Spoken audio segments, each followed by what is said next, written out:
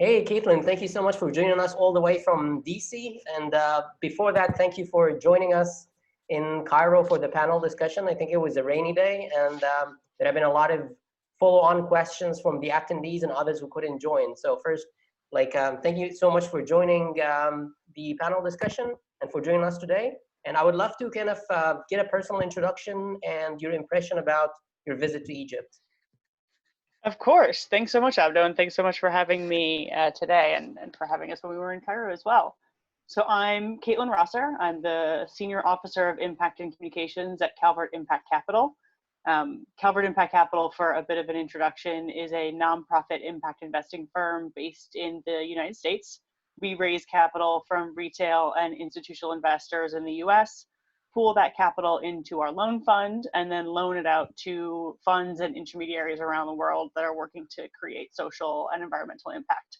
And as part of my role, I work with all of our borrowers, so all of the funds and all of the intermediaries that are working to create that impact, to actually measure and manage the impact that they're creating. And so I was in Cairo recently, as you mentioned. It was a really amazing trip and my first to Egypt. And we were there with an organization called Legacy International, and visiting startups and SMEs and really understanding the entrepreneurial ecosystem on the ground in Cairo. And that was something, having not visited Egypt before, it was something that I was completely unfamiliar with, and definitely really, really impressed and surprised about. I had no idea that the startup and the social enterprise and innovation ecosystem in Egypt was so robust and so thriving. And like the visit to Startup House that we had when we visited Your Entrepreneurs, we visited so many other startup hubs and incubators, and I was just really, really impressed with the strong support system for startups there in Cairo. Cool, that's excellent. Yeah, I'm glad that you find Cairo exciting and buzzing with a lot of entrepreneurial activities that have been really growing over the years, and definitely that creates a lot of opportunities and a lot of potential. And working directly with entrepreneurs, that we can see that lots of their challenges has to go around funding, which is something that's Calvert Impact Capital, especially when it comes to impact investments, is involved with. So I would love to kind of dive deeper into the word impact. What do you mean by impact, and how do you define it? Absolutely. So as essentially a debt fund of funds, Calvert Impact Capital sees impact in a bunch of different ways, and mainly three ways. So we see our impact as the impact we have on our investors. So the investors in the US, as our, with providing an accessible retail product to US investors to be able to invest for impact. And then we also see the impact on our borrowers and on the communities on the ground. So those are the second and third layers. And so we'll look at the impact that our capital has on the funds and the intermediaries that are working on the ground. And then of course the impact that our capital ultimately has going through the funds and intermediaries on the ground in communities. And I think that that's primarily, this impact on communities is primarily the most relevant impact for this discussion. Particularly as we're talking about entrepreneurs on the ground and how they get funding. We don't work directly with entrepreneurs. We work with funds and intermediaries who then work in communities on the ground. So we're 35 people based in DC, and so we're certainly not the experts in the sectors that we're investing into. Our borrowers are. And so we channel the capital to them because they're the experts in with working with the entrepreneurs, and they really understand the unique environments in which they're operating. And so part of the trip was to also visit one of our borrowers and to really understand what are the different needs that they're seeing in their own communities, because again, they're the experts about working on the ground and really understanding what the needs are. Excellent. So basically, you're a fund of funds, as you mentioned. So you strategically decide on which funds to invest in, and they are obviously linked to certain objectives.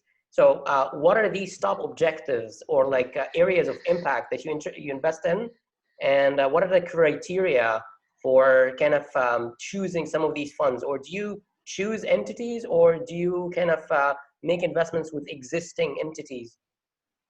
Absolutely, that's a great question. So we lend through 9 different sectors. So really are generally sector agnostic, geographically agnostic, and the main sectors that we invest through are affordable housing, community development, small business and SME, microfinance and financial inclusion, and then a lot through sustainability, renewable energy, and sustainable agriculture as well.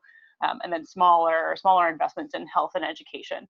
So we're really lending across the spectrum of investments, and we most often look for diversified funds and intermediaries who are diversified across geography and across sector.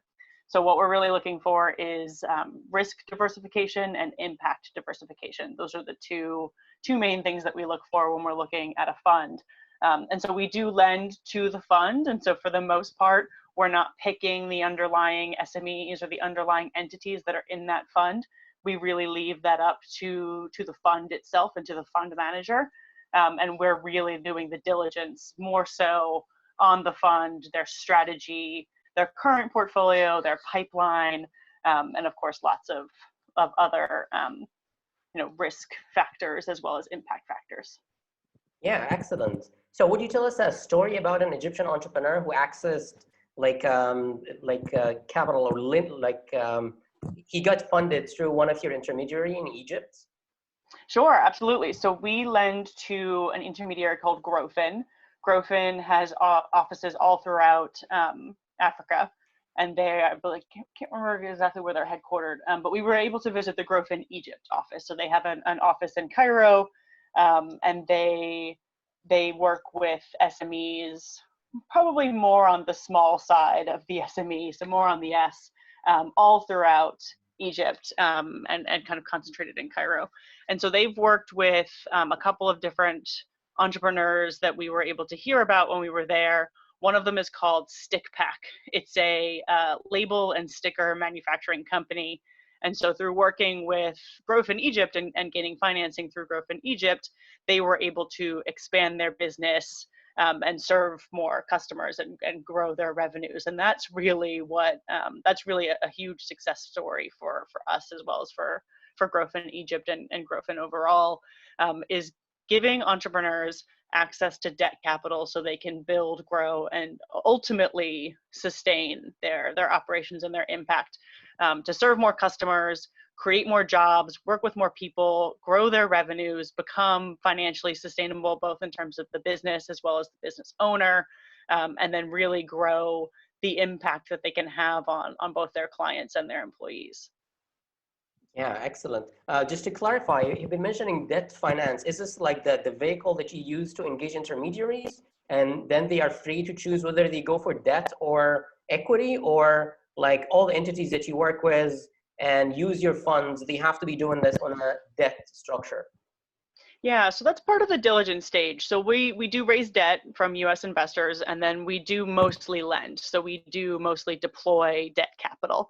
That being said, we have some different types that, we have a few different asset classes in our portfolio.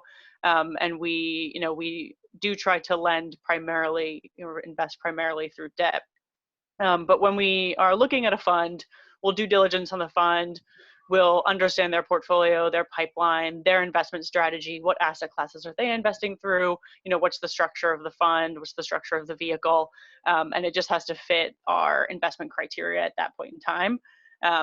And so we're somewhat diversified in that we mostly lend, and then there's a few other investments through other asset classes. But yeah, short answer, we do invest primarily through debt and through debt vehicles. Excellent.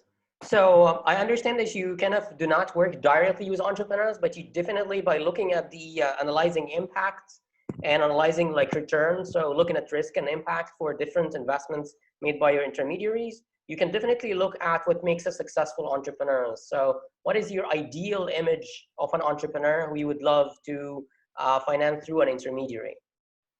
Yeah, so I think the biggest focus that our intermediaries have in working with entrepreneurs and with social enterprises and SMEs is this desire to grow. our intermediaries are not working with startups. They're not working with new enterprises. They have a little bit of operating history, but they're not brand new companies. And most of the time they're so small that they're part of this kind of missing middle. So they're too big for microfinance. They need more than just a micro loan and microcredit, but they're too small to go to a bank. A bank will say, well, you don't have consistent revenues, or you're not old enough, or in the case of Egypt, you're not a formal enterprise. And it's something like half of enterprises in Egypt are informal. Mm-hmm. And so most of them can't work with the banking sector because of that. And so that's the kind of profile that most of our intermediaries serve, is this missing middle, too big for microfinance, too small for banking, with a very strong desire to grow and capability to grow, given this, if they had access to finance. And so that's probably the most typical profile of entrepreneurs that are in the underlying portfolios, across their portfolio, mostly in the small business and SME sector. Yeah, and by then, like, what would the ticket size be like? Like, taking Egypt into consideration, what would be a typical ticket size for someone in between the stages who are like too big for microfinance and too small for the banks? What is the average investment amount that's made through your intermediaries in Egypt? Yeah, that's a good question. Our average investment size into intermediaries is 5 million US dollars. And then they, of course, have much smaller average investment sizes. I'd probably have to look it up, but somewhere in the 50,000 US dollar range, 100,000 US dollar range, maybe upwards of $200,000, just depending on if they're a larger company or closer to that M in the SME. If they're a more medium-sized company, then they'd probably get more within the $100,000 to $500,000 range. But for small businesses, yeah, it's probably around the $50,000, $100,000 mark. Yeah. So we talked like generally it's around 50,000 to 200,000. This is like your expectations of what the ticket size would be like in debt finance. So like there is a concept that actually it emerged as a discussion out of the panel discussion that you participated in, which was, we can actually call it impact washing. So if I'm an entrepreneur and I kind of know that you're focused on impact, and then I understand, let's say that one of these areas of impact is employment for women, and I run like a food and beverage, like a chain of restaurants, and I say that for me to qualify, and I'm looking for $200,000, and I think I can get it as debt from one of the intermediaries of Calvert Impact Capital. So is this like, of course, it's going to be up to the intermediary themselves, but is creating an initiative to become impact oriented would qualify the entrepreneur to go for like the intermediary as a potential source of funding? Yeah, it's a great question. And I think it depends on what the purpose is, what the intent is. If the intent is to trick the intermediary into giving them financing because they want to look more impactful, then that's obviously not good. And of course, that's impact washing. One of the main definitions of impact investing is to invest with an intention to create measurable social and environmental impact. And if you don't have that intention there, and if you can't measure it, then that, you can't really call that an impact investment.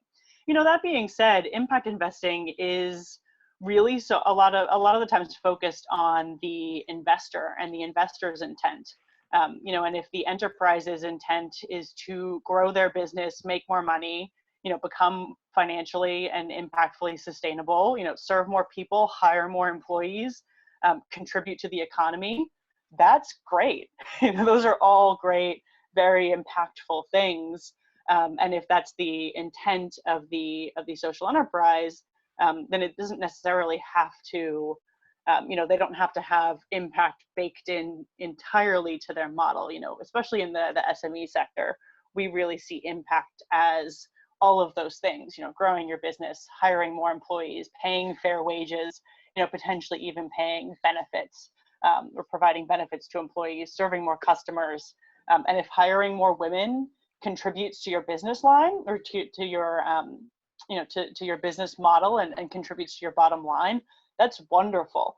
If you're just doing it as a trick to get money, then of course that's impact washing. Yeah, yeah. Excellent. So thinking about having impact and also aligning. So if we can take like an acceptable way for this to be done is for people who really would like to align with these, because some of them I actually have this as an intention, but they're not good at kind of communicating that or like measuring that, because also it gets quite sophisticated for like companies at an early stage who are looking for from 50,000 to 200,000 to kind of like have sophisticated like measurement tools and also communication when it comes to the impact that they're kind of bringing to the table. So what kind of people would you advise these entrepreneurs to bring to the table in order for them to kind of to align with the objective of kind of being more impact oriented? Yeah, that's a great question. And I often, when I'm working with startups or with social entrepreneurs who are really just starting out, so they only have a year or two under their belt, maybe they're trying to just still break even. Maybe they don't even have their product off the ground yet. I often tell them, focus on your business model. Focus on making your business model perfect, your product perfect. Understanding your customers and understanding your clients and understanding the environment in which you're operating. That should really be the primary focus for the first few years, is just making sure your business model works and works well for you, your employees, if you have any, and your customers. And then start thinking about measuring impact. Of course, if impact is part of the business model, then you want to make sure that you're integrating it in the best way possible. But ultimately, if impact isn't core to your business model, or if you don't have the capacity to think about it right now, just focus on getting your business perfect. And then start thinking about building out impact measurement later. Usually when you do start thinking about impact measurement is around the time that you're going to start talking to funders and start talking to investors. And some of those might be impact investors. And so of course they're going to want to see more of that demonstrable impact. But if you've got your business model down, you understand your clients, you understand your product, and you understand the market, then you've already got some preliminary data on the impact that you might be having, within that market, on those clients, on your employees, with your product, so on and so forth. And so then you can start thinking, well, what are the other pieces of data that I need to demonstrate that impact, and start thinking out. And this is something I did with some of the startups when we were in Cairo, is start thinking out, how do my activities lead to outputs, lead to, short-term outcomes and medium-term outcomes and long-term outcomes. But it became very clear that when we were working with those startups, if they don't have a viable business model, they can't even get to starting to thinking about how activities lead to outputs, lead to outcomes, because they're just still working on the activity. They're still working on the business model. And so usually about the time that you start talking to funders is when you start thinking about the links between activities and impact. But until then, really focus on that activity, focus on getting the business model perfect. And then you can start thinking about how to measure impact. Excellent. I think like you mentioned the like model that you have shared, and I also remember during the panel discussion, by the end of it, you shared something about a standard way of reporting on impact. And would you mention that as well? Like what was the projects for standardizing kind of communication and impact measurement? Absolutely. That's another great question. There's two main tools that I would recommend folks look at if you're starting to think about measuring impact. One is called the logical framework, or the log frame. And that's the concept or the tool, the framework that you can use to link activities to outputs, to outcomes. And so that's one way of thinking about the chain of impact. How do your activities, how does your business, how do your products create impact? And what are the kind of short-term and medium-term impacts that you're creating? And then the other main way of categorizing impact and communicating impact is the Impact Management Project's 5 dimensions of impact. And I think their website is impactmanagementproject.com.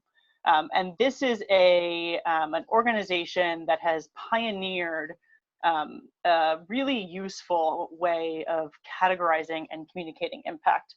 Before we just had a bunch of different indicators and a bunch of different metrics and a bunch of different ways of measuring impact, and no real cohesive framework to put it all together in a cohesive message. And not only that, but communicate that cohesive message across different investments. And so the impact management project came in, developed these 5 dimensions, tested it with a pilot group of investors, and now it's really being rolled out throughout the entire impact investing community. And the reason it's so useful is because of these 5 dimensions. It's just a really simple way of categorizing not simple, very complex impact. Yeah. And so the 5 dimensions are what, who, and where, how much in terms of scale and depth, what's the contribution that a investee or an investor has had to the impact, and then what's the impact risk, the risk that that impact won't actually occur.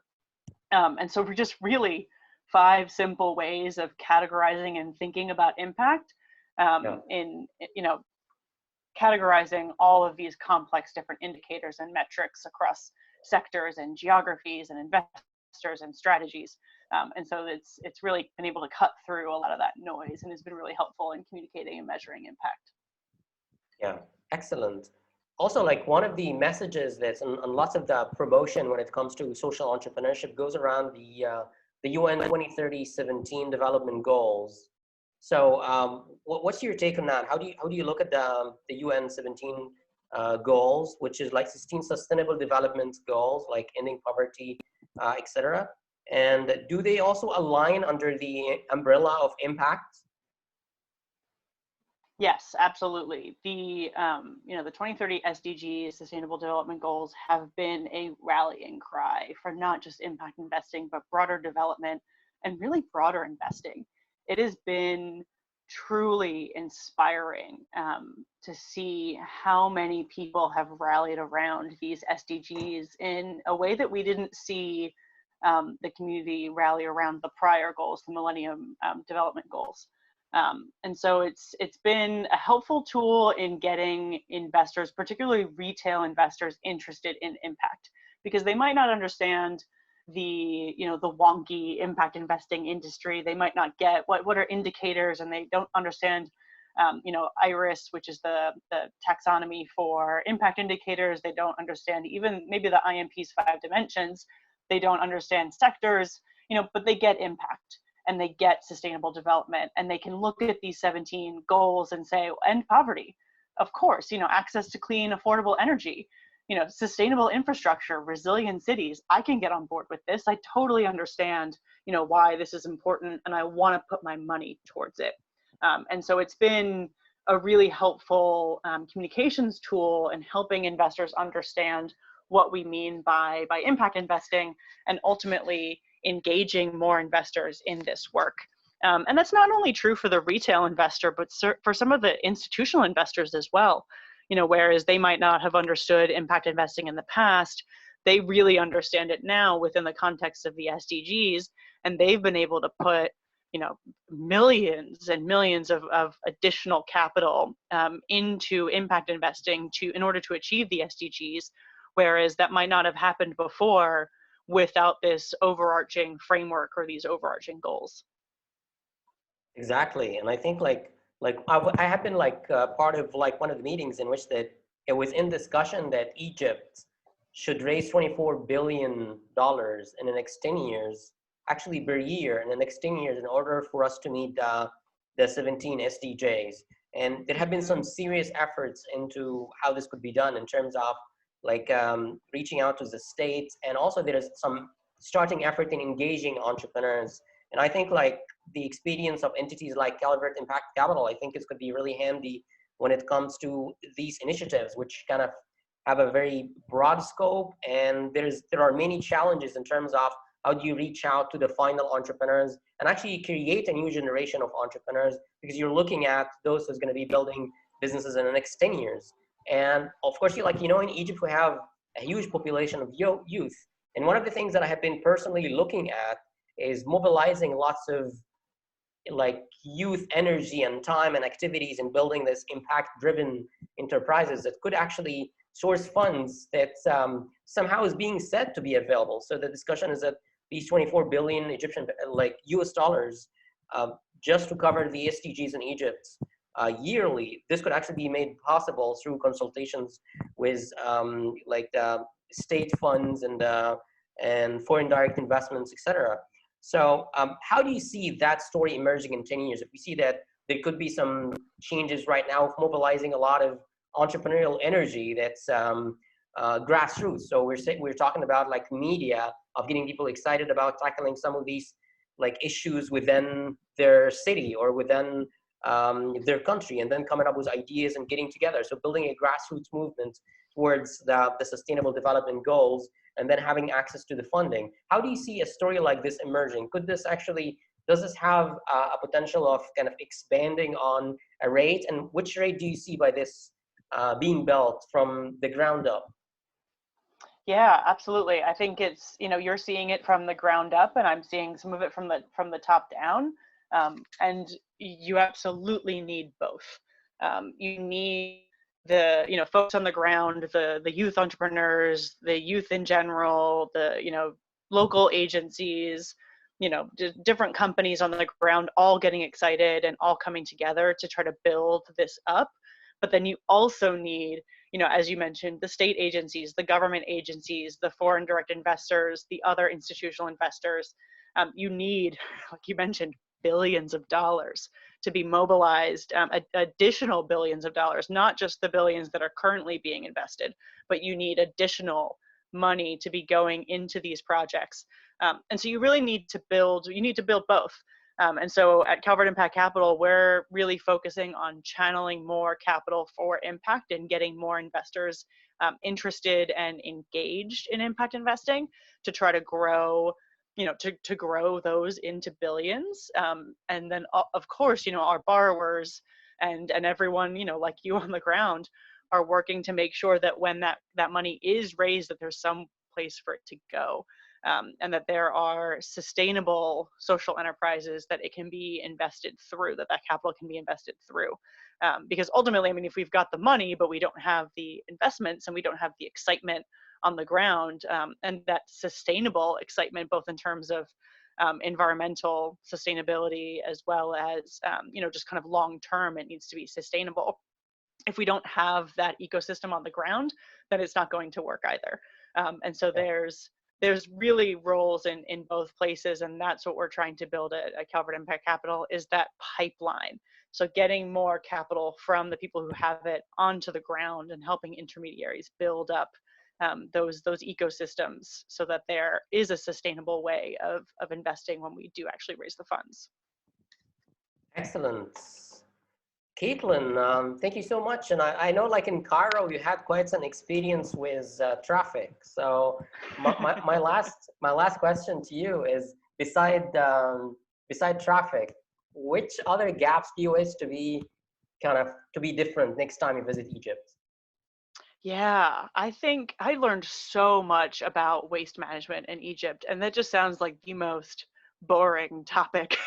But learning about it and learning that there's really there's no centralized waste management system in Cairo, and there's certainly no sustainable recycling system. Not like we've got it totally figured out in the U.S. But just what I was hearing from folks on the ground in Cairo. I was just learning about how there's no reliable trash pickup. Recycling is just kind of a big old mess, and there's not a way of sustainably recycling all of the plastics that are in the city. And then of course, like, not only if you can't recycle it, then you can't reuse it, but then it also makes its way into your environment. It makes its way into the Nile, and then has all of those detrimental impacts of plastic going into the water system, and all of that. There's just, if you look at a problem tree, and you look at root problems and trunk problems and kind of leaf problems, waste management has them all. And so that's one. I know a couple of entrepreneurs on the ground in Cairo who are working on this problem, both in mobilizing volunteers and cleaning up, as well as working on some of the more root issues. And I really, really hope that that's one of the biggest changes I see next time I come to Cairo.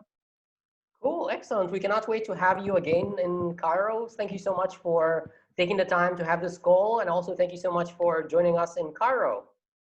Any Of kind of course, last remarks you would like to add? I just hope everyone is doing, doing well, staying sane and safe and healthy. And, I just wish everyone the best of luck. And I cannot wait until the next time I'm able to visit. Cool, excellent. Thank you so much, Caitlin. Thanks so much, Abdo. Okay. Have a good morning. Bye-bye.